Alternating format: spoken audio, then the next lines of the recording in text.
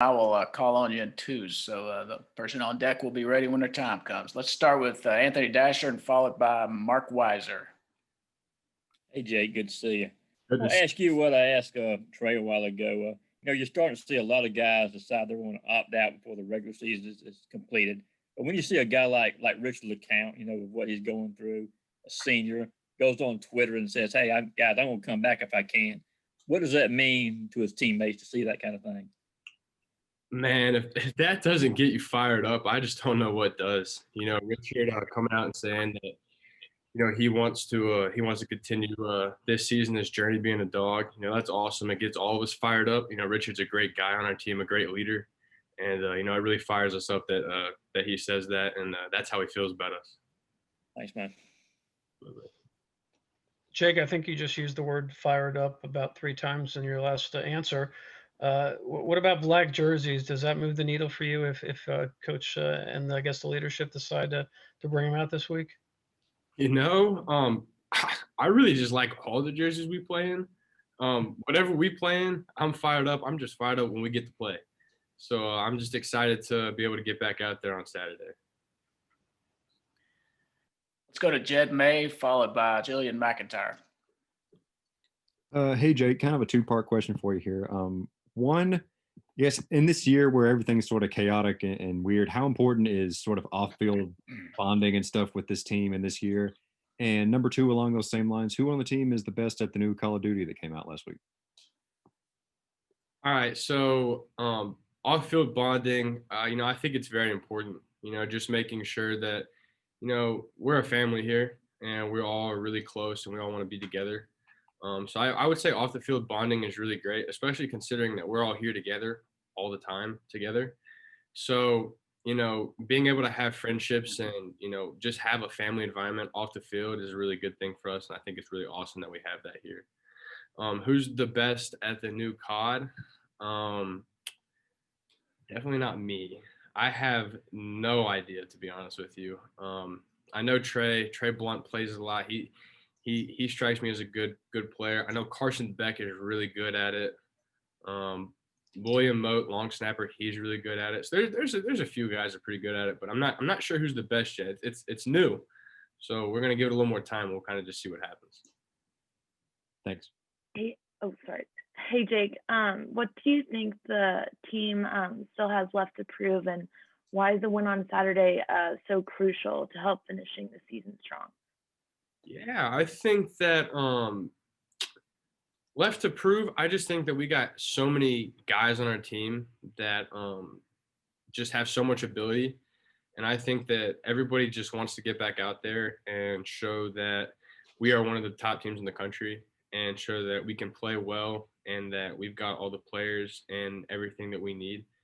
So I think that that's definitely something I would say that I guess we would have to prove is that we're a top team and we have guys that we can compete at the highest level. And I think that that's something that we have proven in the past many times, and something that we continue to look forward to doing. Let's go to Paul Newberry, followed by Chip Towers. Jake, along those lines, is it strange to go into this last stretch of the season without your destiny in your own hands?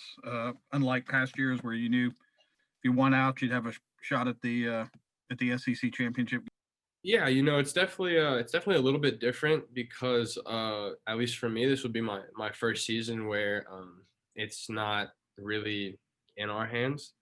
But at the end of the day, we're just going out there with the opportunity that we got, and we're just going to try to take the best advantage of it that we can. So just really looking forward to that. Jake, please don't dislike me because I'm going to ask you about those couple of punts that I know you want to have back from the Florida game. I'll ask you, just technically, did you figure out kind of what happened? And, in the interest of maybe keeping it light, it's just like golf or anything else. We all know we're capable of mishitting it. I've heard golf shots called a shankopotamus, different thing like that. Do you have a go-to word for when that happens? And, so there's that side of it, but the serious side of it, obviously that was a big play at the end of the first half. And I know it's your greatest intention for that to not happen. Absolutely. I definitely am not planning for that and trying to do that. Um, definitely I went back to the workbook, to the workshop, and worked on my technique and all the different things that I can work on to get better. Is that something that we can have happen? It's not. That's on me, and I need to work on that to get a lot better in that category there, not having that. But since you related to golf, I'm gonna relate it to golf too. Like looking at the Masters this past weekend, Tiger Woods throws a 10 up on a hole. Tiger Woods is the greatest golfer ever. And he comes back from that and he goes with, I'm pretty sure it was 5 of 6 of the last holes he birdied. So he came back really strong from that. That's something that I really like to see. Something that I hope that I can, move my game towards, something like that, where you come off of something bad, but you can turn it into something really good.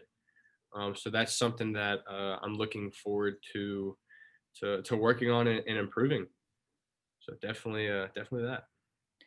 Thank you. Let's go to Connor Riley, followed by Lance McCurley.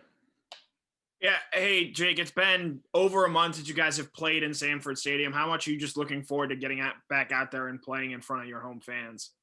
Oh, absolutely. Super excited, super fired up to get back out there in front of the home crowd. And, it's everybody loves playing in Sanford, playing at home. So definitely excited to get back out there. It's a great atmosphere here, the best in the country. And just looking forward to getting back out there. Jake, with this unexpected week off, or this past weekend off, besides probably watching the Masters, you playing some golf. What did you do other than that? Really didn't do too much. Hung out with my girlfriend a little bit. Had dinner. I can confidently say it was a very chill weekend. Really didn't do too much. Okay, we got time for 1 or 2 more questions. Anybody have anything for Jake? Yeah. Hey, Jake, you mentioned working on some of your techniques and stuff in your answer to Chip. I'm just wondering sort of what some of those things were. Sure. Yeah. Working on different kind of catch and molds.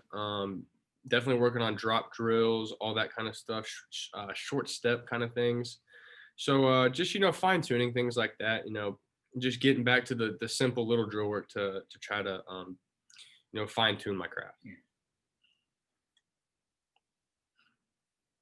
Anything else for Jake? Hey, Jake, obviously practices are closed to the media this season. I want to ask you about Jared Zirkle, how he's coming along. We haven't had a chance to see him, obviously, on game days.